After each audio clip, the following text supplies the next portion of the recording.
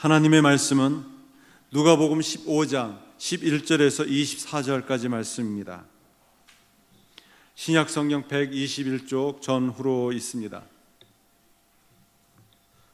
누가복음 15장 11절에서 24절 말씀을 우리 한 목소리로 함께 하나님의 말씀을 봉독하겠습니다. 또 이르시되 어떤 사람에게 두 아들이 있는데 그 둘째가 아버지에게 말하되 아버지여 재산 중에서 내게 돌아올 분깃을 내게 주소서 하는지라. 아버지가 그 살림을 각각 나눠 주었더니 그 후 며칠이 안 되어 둘째 아들이 재물을 다 모아가지고 먼 나라에 가 거기서 허랑방탕하여 그 재산을 낭비하더니 다 없앤 후 그 나라에 크게 흉년이 들어 그가 비로소 궁핍한지라. 가서 그 나라 백성 중 한 사람에게 붙여 사니 그가 그를 들러 보내어 돼지를 치게 하였는데 그가 돼지 먹는 지엄 열매로 배를 채우고자 하되 주는 자가 없는지라. 이에 스스로 돌이켜 이르되 내 아버지에게는 양식이 풍족한 품꾼이 얼마나 많은가. 나는 여기서 주려 죽는구나. 내가 일어나 아버지께 가서 이르기를 아버지 내가 하늘과 아버지께 죄를 지었사오니 지금부터는 아버지의 아들이라 일컬음을 감당하지 못하겠나이다. 나를 품꾼의 하나로 보소서 하리라 하고 이에 일어나서 아버지께로 돌아가니라. 아직도 거리가 먼데 아버지가 그를 보고 측은히 여겨 달려가 목을 안고 입을 맞추니 아들이 이르되 아버지 내가 하늘과 아버지께 죄를 지었사오니 지금부터는 아버지의 아들이라 일컬음을 감당하지 못하겠나이다 하나 아버지는 종들에게 이르되 제일 좋은 옷을 내어다가 입히고 손에 가락지를 끼우고 발에 신을 신기라.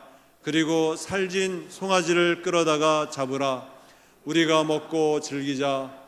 이 내 아들은 죽었다가 다시 살아났으며 내가 잃었다가 다시 얻었노라 하니 그들이 즐거워하더라. 아멘. 천국의 비밀 9번째 시간입니다. 돌아온 탕자 비유로 주의 말씀을 전하겠습니다. 17세기 네덜란드 화가 가운데 렘브란트라는 유명한 화가가 있습니다. 자신의 생전에 많은 삶의 방황이 있었습니다. 또 많은 고통이 있었습니다. 그 인생 후기 때 성경 말씀, 오늘 본 말씀 누가복음 15장 말씀을 묵상하면서 자신의 인생을 회고하면서 돌아온 탕자라는 그림을 남겼습니다. 이 그림에는 그가 깨달았던 많은 비유들이 상징적으로 표현되어 있습니다. 먼저 아버지의 눈을 보면은 아버지의 눈이 짓눌려 실명하고 말았습니다. 매일같이 아들이 돌아오기를 눈물로 밤을 지새우면서 그만 시력을 잃고 말았다는 것입니다. 눈이 멀기까지 하루도 쉬지 않고 밤을 지새운 나머지 눈을 멀게 한 하나님의 사랑을 표현하고 있습니다. 또 그 밑에 보면은 아버지의 두 손이 하나는 강인한 남자의 손이고 또 다른 하나는 또 아름다운 예쁜 여자의 손으로 그려지고 있습니다. 이것은 아버지의 강함과 어머니의 온화한 부드러움이 바로 표현되어지고 있습니다. 모든 손이 빛이 모여서 화해와 용서, 회복과 치유의 의미가 담겨져 있습니다. 또 그 옆에 보면은 탕자의 그런 두 발이 보입니다. 아버지에게 돌아온 탕자는 누더기 옷을 걸쳐 입었습니다. 거의 몸만 가리고 있어요. 그 속옷은 참담했던 생활을 잘 대변해 주고 있습니다. 게다가 발에는 한쪽에는 맨발이고 한쪽에는 반쯤 벗겨진 샌들이 있습니다. 상처투성이의 모습, 그의 삶이 얼마나 곰핍했는가를 잘 보여주고 있습니다. 또 그 밑에 보면은 탕자의 얼굴 모습이 있습니다. 아버지의 품에 안겨 약간 비스듬히 그런 고개를 쳐 넣는 모습입니다. 아들 탕자의 머리가 제수처럼 삭발한 모습입니다. 자신의 잘못을 깨닫고 뉘우치는 죄인의 모습을 나타냅니다. 또 탕자의 얼굴을 자세히 들여다보면 어머니의 품속에 안겨있는 아기의 모습처럼 평안해 보입니다. 이것은 바로 하나님의 품에 안긴 죄인의 모습을 상징하기도 합니다. 이 그림의 전체 분위기, 메시지는 허물과 죄 가운데 빠져있는 죄인들을 용서하시는 하나님 아버지의 모습을 잘 보여주고 있습니다.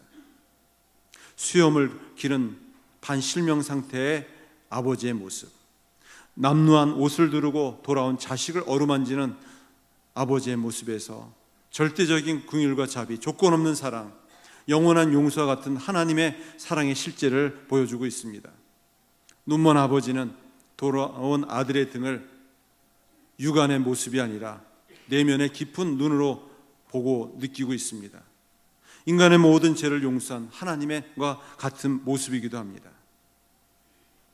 오늘 본 말씀은 신약 성경에서 가장 감동적인 이야기입니다. 오늘 말씀은 복음의 진리를 가장 잘 나타내주는 핵심적인 내용이기도 합니다. 그것은 죄인을 용서하시는 하나님의 사랑입니다. 예수님께서 이 세상에 오신 목적을 잘 드러내주고 있습니다. 잃어버린 자를 구원하시고자 하신 하나님의 사랑을 보여주고 있습니다.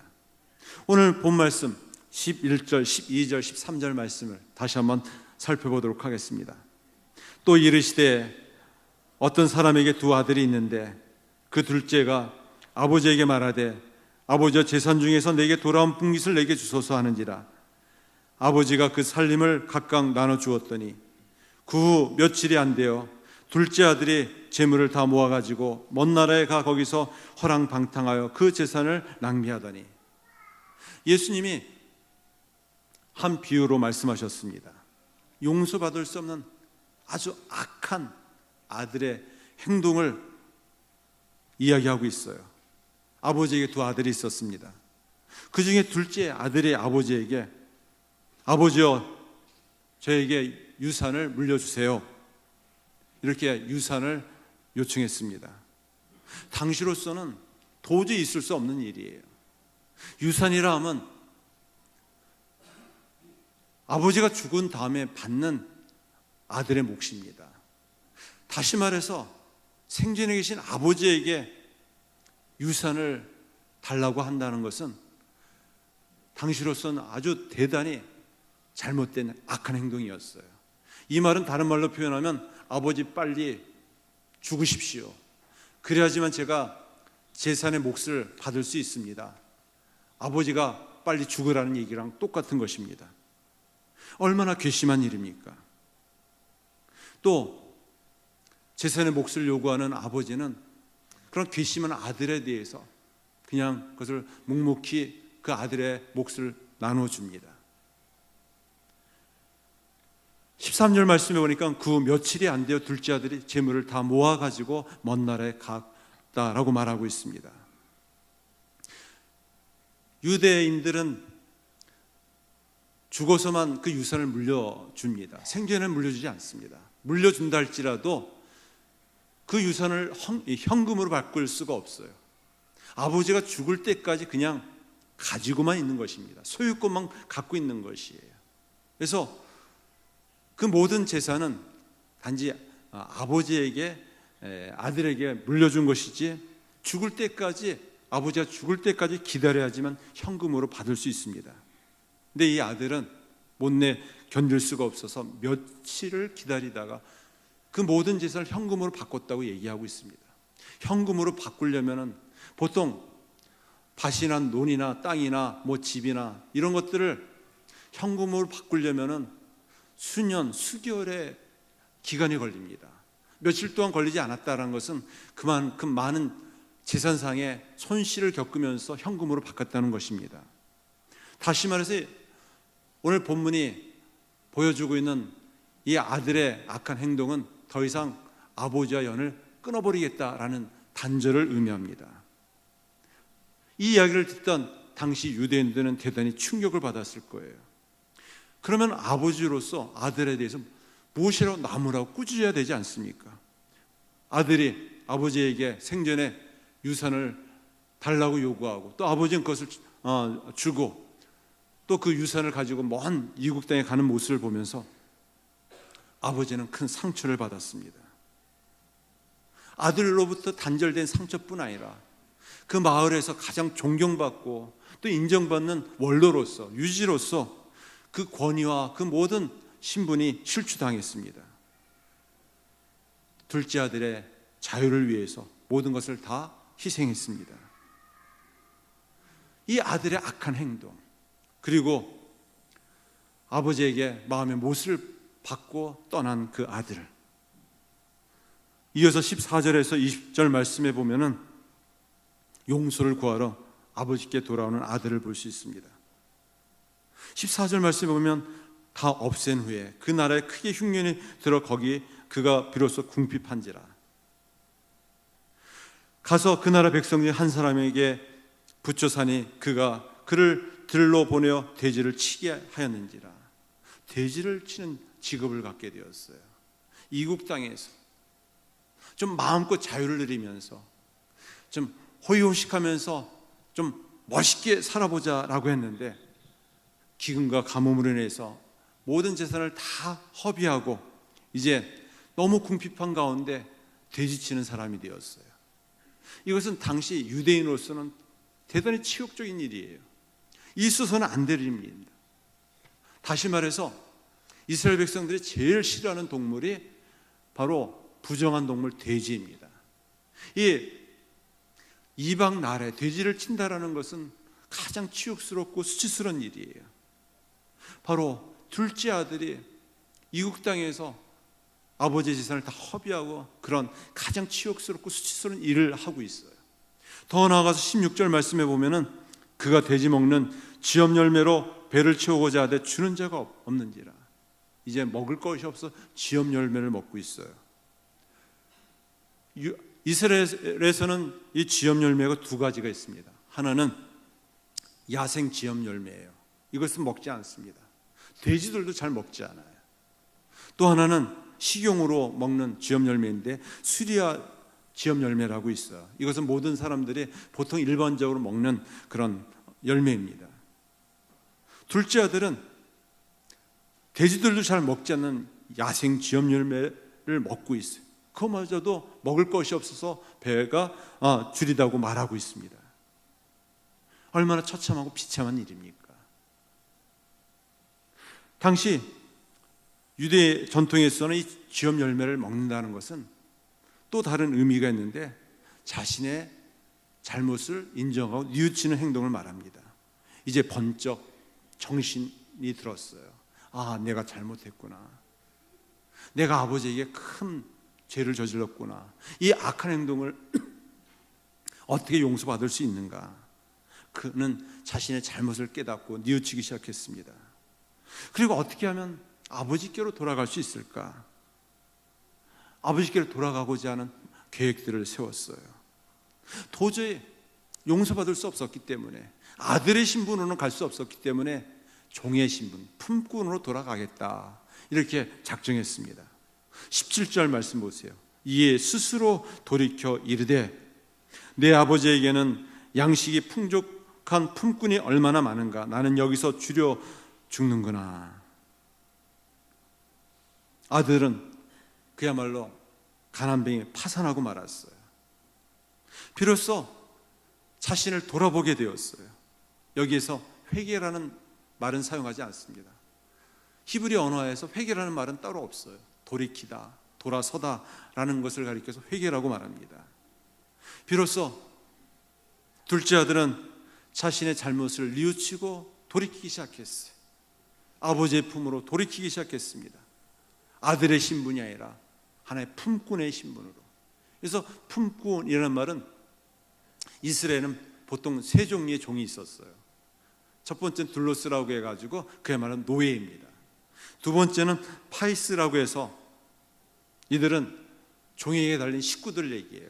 아내나 자녀들, 주인의 재산 일부는 아니었습니다. 또 다른 종이 있었는데 미스 시오스라고 해서 고용된 일꾼, 품꾼이에요. 이 사람들에게는 하루 품삯을 주어서 일을 시키는 하나의 직원 개념입니다. 바로 탕자는 이제 아들의 신분이 아니라 품꾼의 신분으로 아버지께 돌아가고자 작정했어요. 20절 이하의 말씀에 보면은 그가 돌이켜 아버지께로 돌아왔을 때 어떤 일이 일어났는가? 아직도 거리가 먼데 아버지가 그를 보고 측은히 여겨 달려가 목을 안고 입을 맞췄다라고 말하고 있어요. 긍휼과 자비로 용서하는 아버지의 한량없는 사랑, 아버지의 그 한량없는 은혜가 있습니다. 파격적으로 환대하고 있어요. 여기서 아직도 거리가 먼데라고 얘기하고 있어요. 대부분 유대인 동네들은 산 중턱 위에 있기 때문에 멀리서도 사람들이 오는 것을 유심히 볼 수가 있었어요. 그만큼 이 아버지는 자신을 떠난 아들을 오랫동안 그 자리에서 기다리고 있었어요. 언제 돌아올 것인가 계속 지켜보고 있었습니다. 비로소 아들이 멀리서 오는 것을 보고서 측은히 여겼다라고 얘기하고 있어요. 측은히 여겼다. 그래서 측은히라는 말은 하나님과 우리 죄인들의 관계, 모습을 얘기해요. 긍휼히 여김, 불쌍히 여김, 이런 하나님의 마음을 가리킵니다. 단지 아버지와 아들의 어떤 모습이 아니라 자신의 품을 떠난 마음에 못을 박은 아들의 모습이 아니라 바로 하나님 아버지의 긍휼, 하나님 아버지의 그 자비의 마음을 가지고 아들을 맞이하였어요. 어떤 모습이었는가? 달려갔다라고 얘기하고 있어요. 달려가. 예수님은 이 비유를 통해서 당시 유대인들에게 아주 충격적인 것을 보여주고 있어요. 유대인들은, 특히 남자들은 뛰지 않습니다. 왜냐하면 그 땅은 거룩한 땅이기 때문에 뛰어서는 안 된다는 것이 금기시된 명령이었어요. 또 당시 20세 이상은 절대로 뛰지 않았습니다. 남자로서 사회적인 신분, 체면이 있었기 때문에 이 땅에서 발을 띄어서 달린다라는 것은 있어서는 안 되는 일이었어요. 우리나라 조선시대 때에도 양반들은 비가 와도 아무리 문제가 있어도 뛰어서는 안 돼요. 양반의 채통을 흐리는 것이에요. 그래서 오히려 더 무게 있게 가기 위해서 신발에다 징을 박아가지고 그것도 팔자걸음으로 가야지만이 양반 체면이 섰던 때도 있습니다. 이스라엘 백성들은 마찬가지였어요. 거기다가 이스라엘 백성들은 옷이 하나의 한 통으로 이루어지는 것이에요. 그래서 뛸 수가 없었습니다. 허리에 허리띠를 매지 않고서는, 아니면 그 밑에 자락에 있는 그 치마를 올리지 않고선 뛸 수가 없는 가운데 있었습니다. 아버지는 너무너무 기뻤어요. 체면불구하고 자신의 모든 지위와 위치를 내려놓고 당시로서는 가장 충격적인 파격적인 모습으로 아들의 모습을 보고서 달려갔습니다. 그리고 무엇을 했나요? 목을 안고 입을 맞췄다라고 얘기하고 있어요. 여기서 입을 맞췄다라는 것은 한 번 맞춘 것이 아니라 지속적인 것을 표현하고 있어요. 입을 맞춘다라는 것은 아버지와 아들의 동등된 관계로 맞추는 것이에요. 종으로서 입을 맞추진 않습니다. 주로 종들은 주인의 손에다가 입을 맞추고 또 발에다가 입을 맞춥니다. 그것이 주인과 종의 인사법이에요. 그런데 오늘 본문에 보면은 목을 안고 입을 맞췄다라고 하는 것은 이제 더 이상 품꾼이 아니라, 잃어버린 아들이 아니라 다시 회복된 지위를, 다시 회복된 신분으로서 아들임을 보여주고 있어요. 지금 아들은 자신의 죄를 고백하기도 전에 아버지는 아들을 용서해주고 있어요.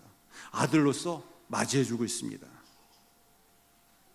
아버지만 그 아들이 돌아온 것을 본 것이 아니라 그 동네 사람들도 아들을 보았을 거예요. 그들은 파문을 당하고 이 아버지의 연을 끈 이 아들을 향해서 돌을 들어서 칠 수가 있었습니다. 당시 유대인의 전통은 그 재산을 잃어버린 이 페리나는, 또 아버지를 욕되게 한 자는 돌로 쳐 죽을 수도 있었습니다. 몰매를 당할 수밖에 없는 이 아들을 온몸으로 막기 위해서 목을 끌어안고 입을 맞췄다라고 얘기하고 있어요. 아버지는 이처럼 아들이 돌아올 것을 기다렸습니다. 아들이 수치를 얻고 돌아올 때 얼마나 힘들 것인지를 알고 있었습니다. 아버지는 아들이 돌아올 때 마을의 수많은 사람들로부터 조롱을 당하고 수치를 당할 뿐 아니라 돌로 맞아 죽을 수도 있다는 것을 알고 있었어요. 조롱을 당하기 전에 먼저 나아가서 아들을 끌어안았어요. 그리고 22절 말씀 보세요. 아버지는 종들에게 이르되 제일 좋은 옷을 내어다가 입히고 손에 가락지를 끼우고 밭에 신을 신기라. 그리고 살찐 송아지를 끌어다가 잡으라. 이렇게 명령했어요. 그냥 돌아온 아들에게 그것으로 끝내지. 제일 좋은 옷을 왜 입힙니까? 아니, 거기다 반지를 왜 끼워줍니까? 또 신발은 왜 줍니까? 또 준비한 살찐 송아지를 잡아서 마을 잔치를 베푸는 이유는 무엇입니까? 못된 놈하고 나무라고 내어 쫓지 않겠습니까? 제일 좋은 옷은 무엇을 상징하냐면 바로 종의 신분이 아니라 아들의 신분을 회복했음을 공식적으로 선언하는 것이에요. 요셉이 아버지 야곱에게 사랑받는 아들이었기 때문에 채색 옷을 입었어요. 이 채색 옷이라는 것은 좋은 옷, 아들뿐 아니라 어떤 유산을 상속받을 상속자라는 뜻입니다. 다시 말해서 잃어버린 상속을 다시 회복되었다는 것이에요. 또 반지를 끼워주었다. 이 반지, 이것은 아들의 권위를 상징해요. 반지는 도장을 얘기합니다. 그래서 무엇이든지 이 도장을 찍어야지만이 그 권위가 쓰는 것처럼 아들로서의 그런 권위를 다시 회복시켜 주었다는 것이에요. 또 신발을 신겨 주었다. 당시 종들은 노예로서 신발이 없었어요. 신발을 신겨 주었다는 것은 이제 종이 아니라 주인으로 바뀌었음을 인정해 주는 것이에요. 거기다가 양과 염소로 잔치를 베푼 것이 아니라 집안에서 잔치를 베푼 것이 아니라 마을 잔치를 베풀었어요. 살찐 송아지를 잡아다가, 여기서 이 살찐 송아지는 이 원문에 보면 그 살찐 송아지예요. 다시 말해서 아들을 위해서 미리 준비해 두었던 가장 좋은 살찐 송아지예요. 그래서 마을 주민들의 원성과 불만과 이 불평을 잠재우고 이 아들이 온 것을 기뻐하면서 마을 잔치를 베풀기 위해서 준비한 것입니다. 이 비유를 통해서 예수님께서 하시는 말씀은 자신을 완전히 낮추고 낮춰서 잃어버린 아들을 회복하고자 하는 이 하나님의 마음을 보여주고 있는 것이에요. 당시에서는 이 아버지가 이렇게 자신을 낮추는 것은 극히 이례적인 일이고 파격적인 일이고 충격적인 일이었습니다. 체면불구하고 아들을 살리고자 하는 이 아름다운 모습, 이것이 바로 하나님 아버지의 마음이라는 것입니다. 이것이 이 땅에 오신 예수님의 사랑이라는 것이에요. 사랑하는 성도 여러분, 사람은 행복해지고 싶어 해요. 행복하기를 원하며 꿈꾸며 살아가고 있습니다. 여러분, 진정한 행복은 어디에 있을까요? 죄로부터 구원받아 사함받아 하나님의 자녀가 되는 길이 가장 행복한 길임을 믿습니다. 이제 비로소 아버지의 품을 떠난 아들이 아버지의 품, 하나님의 품으로 돌아올 때 가장 행복한 축복의 사건입니다. 철학자 칼 히티는 그것은 행복론에서 인생의 최대 행복은 무엇인가? 하나님을 만나는 길이다. 하나님을 가까이 하는 길입니다. 라고 이야기했습니다. 그가 77세 세상을 떠나기까지 많은 책을 썼는데 그 책의 핵심은 무엇이냐? 인생의 최대 행복은 오직 하나님께 있다. 하나님을 가까이 하는 길이 참된 행복이다 라고 말하고 있습니다. 하나님만이 가장 행복한 분이시며 우리 인간은 불완전하고 불안하고 연약하고 부족한 존재이기에 늘 안개와 같은 인생을 살아갈 수밖에 없기에 인간 스스로는 절대로 행복할 수 없기 때문에 행복자이신 하나님께 돌아와야지만이 참된 행복을 누릴 수 있다라고 말하였습니다. 네, 그렇습니다. 인생 행복은 돈에 있지 않습니다. 건강에 있지 않습니다. 세상에 있지 않습니다. 그것이 잠시 우리를 기쁘게 할 수 있습니다. 잠시 누릴 수 있습니다. 그러나 영원한 행복을 가져다 주진 않습니다. 참된 행복은 하나님을 만나고 하나님의 품에 안길 때 비로소 얻게 되는 축복인 줄 믿습니다. 좀 오래된 일입니다. 이런 이야기가 있습니다. 어떤 아버지에게 한 외아들이 있었어요. 아버지는 하나밖에 없는 아들을 위해 자신의 온 삶을 희생했습니다. 자식이 원하는 것이면 무엇이든지 다 들어주었어요. 아쉬울 것이 없이, 부러울 것이 없이 자란 이 아들은 버릇이 없었어요. 고등학교를 마치고 대학을 진학했습니다. 옛날 이 땅의 부모님들은 자신의 모든 것을 다 바쳐서 논 팔고 밥 팔고 또 소 팔아서 아들의 학자금을 지원해 주었습니다. 이 아들도 마찬가지였어요.